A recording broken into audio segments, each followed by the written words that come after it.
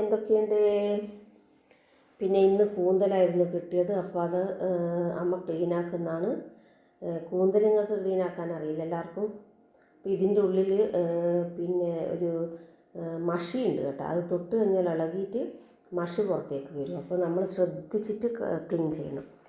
അപ്പോൾ നമുക്ക് ക്ലീനാക്കുമ്പോൾ ചിലതെല്ലാം ഇങ്ങനെ മഷിയെല്ലാം വന്നിട്ടുണ്ട്. പിന്നെ ഒരു ഓലേനെ കിട്ടും ഇതിൻ്റെ ഉള്ളിൽ നിന്ന്. അതും അമ്മയെടുത്ത് കാണിക്കുന്നുണ്ട്. ഇതിൻ്റെ ഉള്ളിൽ നിന്ന് നമ്മൾ ഓല എന്നാണ് പറയുന്നത്. നിങ്ങളൊക്കെ എന്നാ പറയാമെന്ന് എനിക്കറിയില്ല. ഓല മടൽ ഓല എന്ന് പറയും. അപ്പോൾ മഷി കണ്ട കളറ്. അപ്പോൾ നല്ല വൃത്തിയിൽ റൗണ്ടായിട്ട് അമ്മ കട്ട് ചെയ്തിട്ട് എടുക്കുന്നുണ്ട്. അപ്പോൾ ഞാൻ വീഡിയോസ് എടുത്തതാണ്.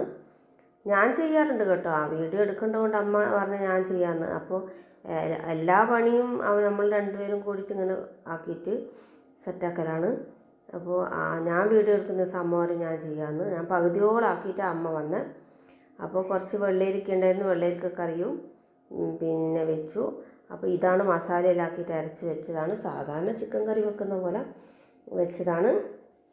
ഉള്ളി, പച്ചമുളക്, ഇഞ്ചി, പിന്നെ വെളുത്തുള്ളി ഇതെല്ലാം ചതച്ച് കുക്കറിൽ ഒരു 2 വിസിലാക്കിയിട്ടാണ് ഇത് മഞ്ഞളും മുളകും ഉപ്പിട്ടിട്ട് വേവിച്ച് വഴറ്റിയ ഇതിലൊക്കെ ചിക്കൻ മസാലയും കൂടിയിട്ട് കുറച്ച് കുരുമുളകിൻ്റെ പൊടിയും ഗരം മസാലപ്പൊടിയും ഒക്കെ ഇട്ട് വഴറ്റിയെടുത്തതാണ്. സൂപ്പർ ടേസ്റ്റാണ്. ചപ്പാത്തിക്കും ചോറിനെല്ലാം അടിപൊളിയാണ് കേട്ടോ. കൂന്തലിൻ്റെ കറി അടിപൊളിയാണ്. ഓക്കെ.